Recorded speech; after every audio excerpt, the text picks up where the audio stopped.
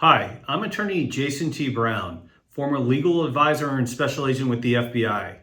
I was stationed in Quantico, and once again, I thank all the Marines for all their service.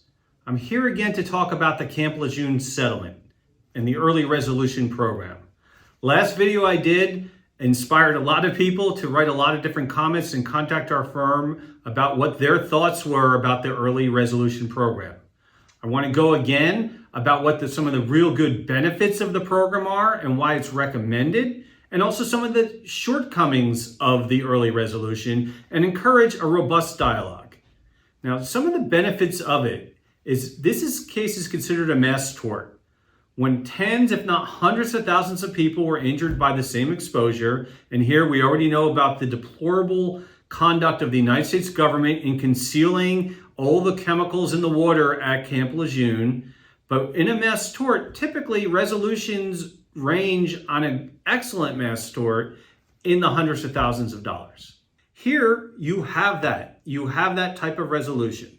And you also have a potential early resolution of the case. Mass torts generally take 5 to 7 years, if not longer. Here is potentially payouts in the next year. So when you look at timing, it is also an excellent resolution. A third facet about why the early resolution program is advantageous is the government has waived the claims, waived the VA benefit offsets. The statute calls for the VA benefit offsets. So in the end of the day, if you wind up litigating your case, you could maybe do twice as well as the early resolution program. Government can invoke its right to have liens, and you're back where you started. If your case is tried, then you also have the added costs of using experts. You then deduct the experts from any recovery. You then deduct the liens. You may have less than the early resolution program, and you may have more as well.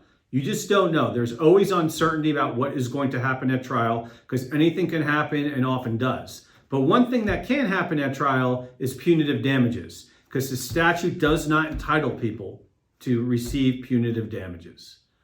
One of the hardest things to do as a lawyer is to evade the golden rule.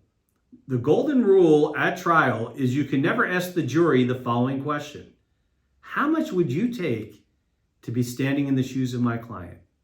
How much would you take in order to have kidney cancer or liver cancer or non-Hodgkin's lymphoma?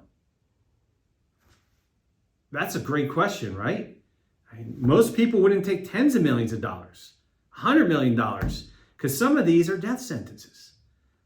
But we can't ask that question to the jury. And we're not allowed to get punitive damages in this case. And that's something you need to weigh when you're deciding about the early resolution program.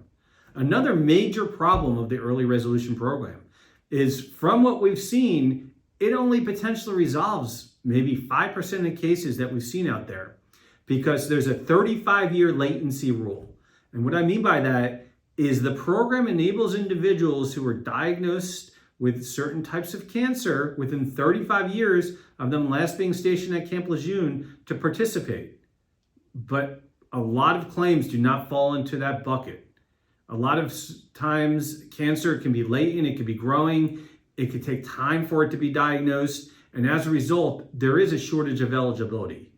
Yes, we would like a framework where everybody's claims are ultimately resolved or has the ability to be resolved, with a special master who can appropriately give the money commensurate with what the injury is and the profound impact on somebody's life. We're not there yet. Maybe one day we will be there. But if you are considered and concerned about receiving an early resolution, in terms of early resolutions in the mass tort world, this is a very good one. It's not for everyone, but it is for some people. So I welcome the spirited debate. I thank everybody once again for their service to the country. I'm sorry the country betrayed you. At least the company's starting to come around and try to do a little bit of what's right for the Marines that have served and other people who are at the base. But if you have questions, if you've served at Camp Lejeune and have come down with any types of cancer, please call our firm, 877-561-0000. Again, it's not my intention to upset anybody. Whatever your belief is, whatever our clients' belief are, if they want to go the distance, we'll try to push the case the distance, so long as the judge and jury is receptive to the ideas.